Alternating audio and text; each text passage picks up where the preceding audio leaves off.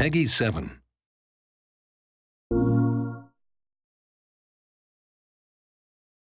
Hi, this is Brian Allgaier from Insomniac Games. I'm the creative director on Ratchet and Clank Into the Nexus.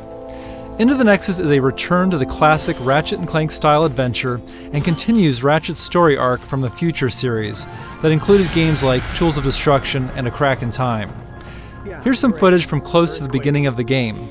Ratchet and Clank have stowed away on an enemy ship and landed on planet Uruk, where they are in search of escaped convict Vendra Prague and her brother Neftin. Planet Uruk is considered to be in a haunted sector of the galaxy and was abandoned long ago. It's also the perfect place for Vendra and Neftin's operations. One of the big focuses for Into the Nexus is gravity.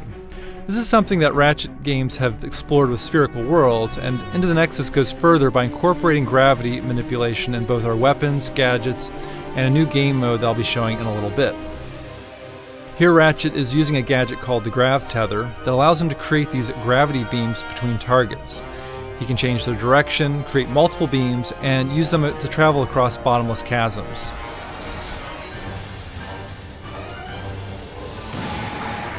Like the earlier Ratchet and Clank games, this level has a hub area with branching paths.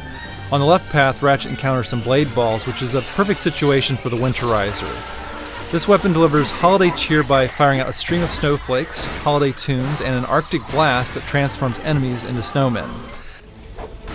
So now Ratchet is traveling further into an enemy outpost using his grav boots.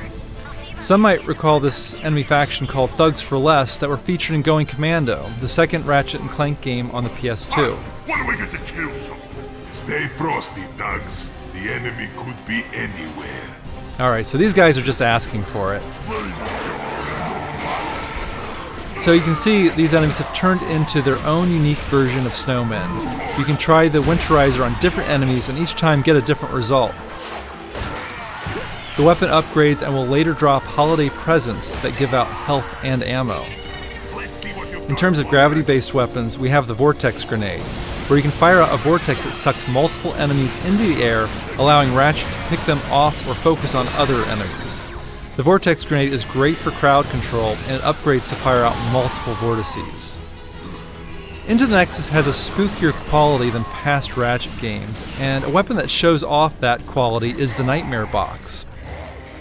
Ratchet can toss this box out and it opens to unleash a hideous creature that scares enemies. You never know what creature will pop out. There are skeletons, horned demons, giant eyeballs, and of course scary clowns. The Nightmare Box is a great distraction weapon and will later upgrade to attack enemies. There's another weapon that seems kind of basic at first, but later upgrades and plays with gravity. The Temporal Repulsor is a great shotgun type weapon that knocks enemies back, but when it upgrades, it knocks them up into the air, putting them in a temporary stasis mode, allowing Ratchet to shoot them again to deliver a 1-2 punch and take them out of the action. As Ratchet takes out more thugs, Vendra becomes wise to him, getting closer to her, and starts a one-on-one dialogue. This kind of villain-hero relationship has been very important in past games like Tools of Destruction and A Crack in Time, where we've had villains who had a connection to Ratchet or his past.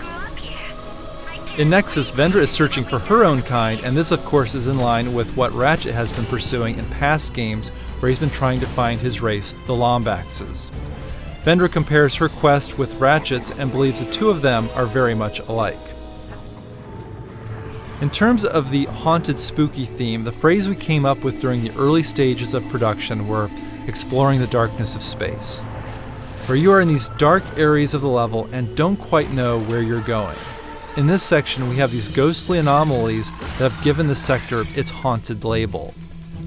Ratchet and Clank later learn that these ghosts are creatures called Nethers who have escaped from another dimension.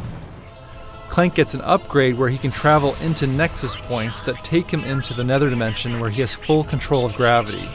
Clank can fall up, down, left and right, and manipulate gravity to move objects around and solve little action puzzles. Clank's goal is to lead another creature back to the Nexus point and bring him into the normal dimension where it becomes unstable and destroys a barrier that blocks Ratchet's path. So there's a slice of Ratchet and Clank Into the Nexus. We're very excited about creating this classic Ratchet and Clank story-driven adventure. It'll be available for disc and download this holiday season.